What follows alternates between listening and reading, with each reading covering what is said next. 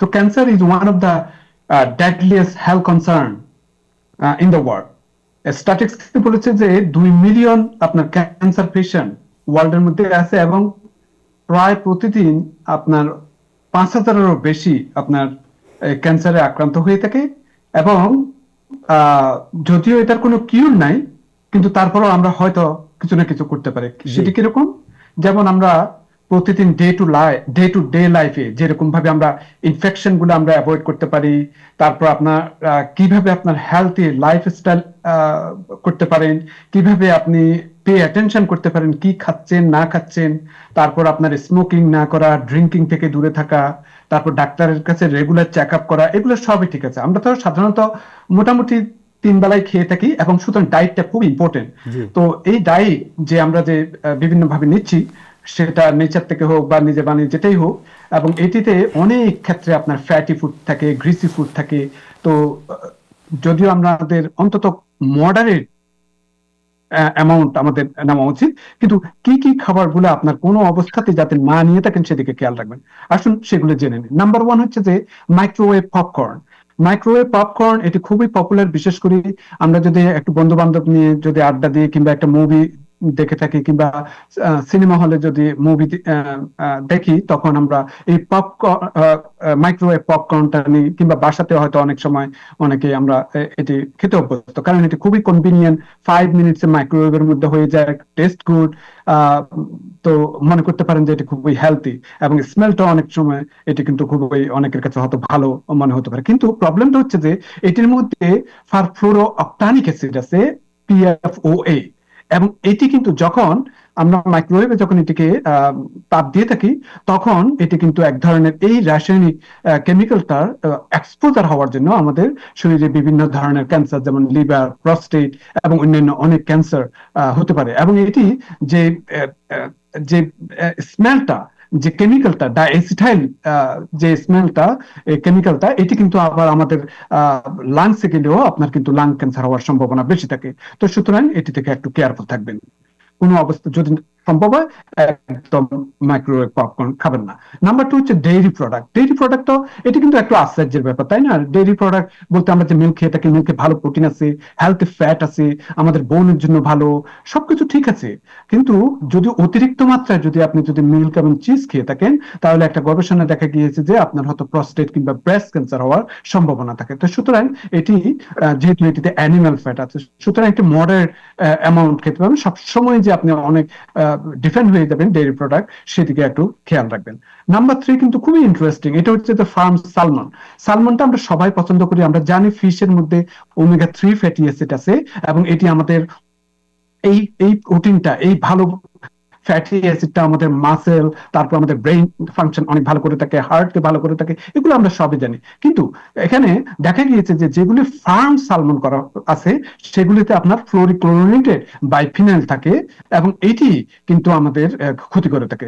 60% of the more salmon কিন্তু United স্টেটসে এটি কিন্তু ফার্ম সালমন হিসেবে বিক্রি হয়ে থাকে, যেটিতে আপনার অনেক অ্যান্টিবায়োটিক দেওয়া হয়ে থাকে, ইনসেকটিসাইড, পেস্টিসাইড, আদার টক্সিন দেওয়া হয়ে থাকে, এবং যেগুলি আমাদের শরীরের জন্য খুব ক্ষতি। আপনারা যখনই বাজারে যাবেন, তখন সবসময় ওয়াইল্ড সালমন যেগুলি যেগুলি আপনার সমুদ্র থেকে যাতে ক্যাচ করা হয়ে থাকে, সেই ধরনের সালমন নেবেন, ফার্ম না। এটি একটা গেল। আচ্ছা, নাম্বার 4 যেটি বলবো, আমি বলবো ক্যান্ড টমেটোস। টমেটোস খুবই আমাদের প্রিয়, আমরা সবাই হয়তো ফ্রেশ টমেটোই ব্যবহার করে থাকি। অনেকে বিভিন্ন ধরনের সসের জন্য, স্প্যাগেটির জন্য আমরা বিভিন্ন ধরনের ক্যান টমেটো ব্যবহার করতে পারি, কিন্তু এই ক্যানের মধ্যে না একটা বিপিএ আছে, একটা কেমিক্যাল আছে।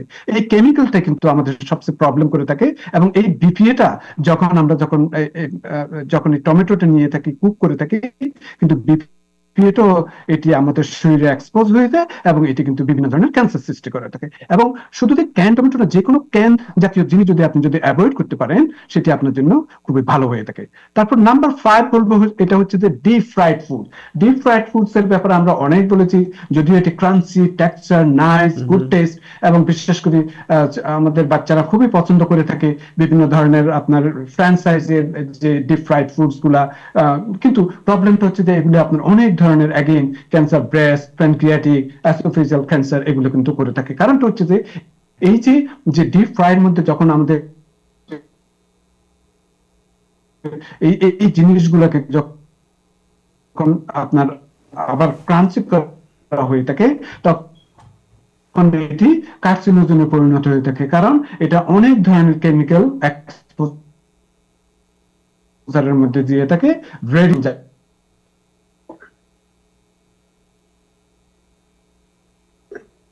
জি, আমার মনে হয় যে ইন্টারনেটে একটু প্রবলেম হচ্ছে। যার ফলে এটি প্রবলেম করে থাকে। এরপর হচ্ছে যে নাম্বার 6 এটির মধ্যে অনেক হাই, এখন শুনেন? জি, এখন শুনতে পাচ্ছি। জি জি, যেটা রিফাইন্ড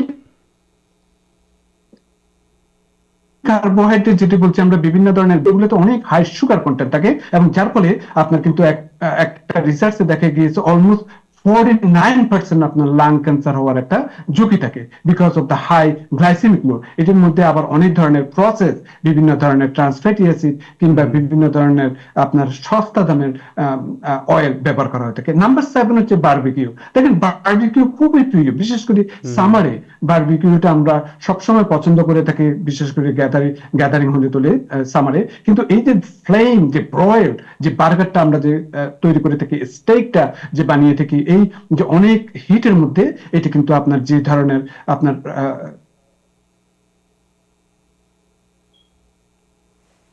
একটু বলে দেন আবার সংক্ষেপে, কারণ আগে আপনার কথা বারবার আটকে যাচ্ছিল। জি, ও সরি টু হিয়ার দ্যাট।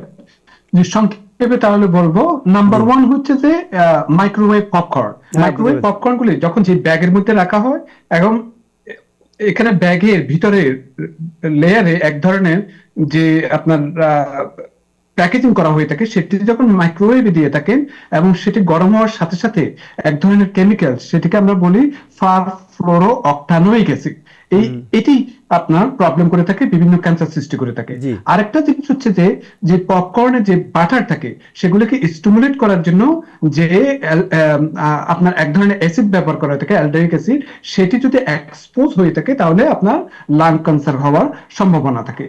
তারপর আসেন আপনার ডেইরি প্রোডাক্ট। ডেইরি প্রোডাক্ট বিভিন্ন ধরনের মিল্ক, চিজ, এগুলো আমাদের হেলথের জন্য ভালো, ঠিক আছে, কিন্তু যদি অতিরিক্ত খেয়ে থাকেন, অতিরিক্ত নিয়ে থাকেন, তাহলে একটা রিসার্চে দেখা গিয়েছে আপনার প্রস্টেট কিংবা ব্রেস্ট ক্যান্সার হওয়ার সম্ভাবনা থাকে। তারপর নাম্বার 3 হচ্ছে যে ফার্ম সালমন। সালমন আমরা সবসময় খেতে পছন্দ করে থাকি, ভালো ফ্যাটি অ্যাসিড আছে, ওমেগা 3 ফ্যাটি অ্যাসিড আছে, কিন্তু প্রবলেমটা হচ্ছে যে যখন ফার্ম সালমন যখন আপনার বিভিন্নভাবে চাষ করা হয়ে থাকে, সেখানে আপনার বিভিন্ন ধরনের এনভায়রনমেন্টাল ওয়ার্কিং গ্রুপ পেয়েছে আপনার অনেক পিসিবি, পলিক্লোরিনেটেড বাইফিনল। তো এই পলিক্লোরিনেটেড বাইফিনলটা হচ্ছে যে প্রবলেমেটিক। 60% অফ আমেরিকান সালমন গুলো আপনার হচ্ছে যে আপনার এই ধরনের চাষের মাধ্যমে হয়ে থাকে। হ্যাঁ, তো এগুলি থেকে আপনি অ্যাভয়েড করবেন, কারণ এখানে অনেক ইনসেকটিসাইড, পেস্টিসাইড, বিভিন্ন ধরনের টক্সিন, অ্যান্টিবায়োটিক ব্যবহার করা হয়ে থাকে এই সালমন গুলা গ্রো করার জন্য। তো সুতরাং বাজারে যখন যাবেন, এই ধরনের সালমন থেকে, ফার্ম সালমন থেকে আপনারা বিরত থাকবেন। নাম্বার 4 হচ্ছে যে ক্যান টমেটো। যে কোনো ধরনের ক্যানের ভিতর যদি ফুড থাকে, সেখানে আপনার ক্যানের মধ্যে যে বিপিএ থাকে, বিসফিনল থাকে, সেটি হচ্ছে যে প্রবলেমেটিক, এবং সেটি হচ্ছে যে হেলথ কনসার্ন করে থাকে। এবং এই বিসফিনল যদি আপনার শরীরে এক্সপোজ হয়ে থাকে, আপনি যদি নিয়ে থাকেন, তাহলে আপনার বিভিন্ন ধরনের ক্যান্সার হওয়ার সম্ভাবনা থাকে। নাম্বার 5 হচ্ছে যে deep fried food. Deep fried foods আমাদের ক্রাঞ্চি টেস্টির জন্য চিলড্রেনেরা, আমরা এমনকি আমরাও পছন্দ করে থাকি, কিন্তু প্রবলেম হচ্ছে যে যখন এটি হাই টেম্পারেচারে আপনার এটি ফ্রাই করা হয়ে থাকে, এই অয়েলটা তখন কার্সিনোজেন হয়ে যায়, মিন্স ক্যান্সার কম্পাউন্ডে পরিণত হয়ে থাকে। তো সুতরাং এই ধরনের ডিপ ফ্রাই ফুড থেকে দূরে থাকবেন। এরপরে হচ্ছে যে রিফাইন্ড কার্বোহাইড্রেট। রিফাইন্ড কার্বোহাইড্রেট মানে কি? পাস্তা, বেগলস, তারপর হোয়াইট জাতীয় যে কোনো রাইস, রুটি, এই ধরনের, এগুলোতে অনেক হাই গ্লাইসেমিক ইন্ডেক্স থাকে। এটি আবার কি? এটি হচ্ছে মানে আপনি খাওয়ার সাথে সাথে আপনার শরীরে অনেক গ্লুকোজ বেড়ে যাবে। তো সুতরাং এটি শুধু যে ডায়াবেটিসদের জন্য প্রবলেম টা না, একটা রিসার্চে দেখা গিয়েছে যে এই ধরনের ডায়েট গুলো আপনার বিভিন্ন ধরনের, বিশেষ করে লাং ক্যান্সার 49% আপনার বাড়িয়ে তোলে। তো সুতরাং এটিতেও একটু মাইন্ডফুল থাকবেন। এরপর হচ্ছে যে বারবিকিউ।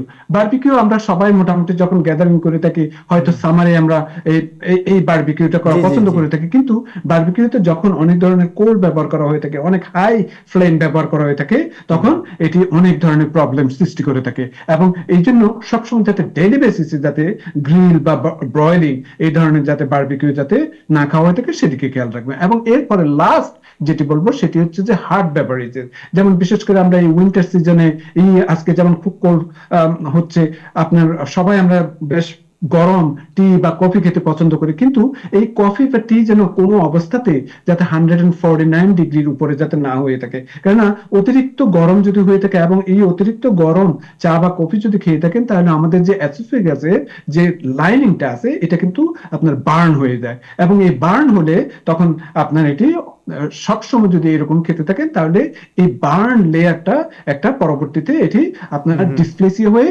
আপনার মেটাপ্লাস্টিক রূপান্তর হতে পারে, মিন্স আপনার এটি ক্যান্সার সেলে টার্ন করতে।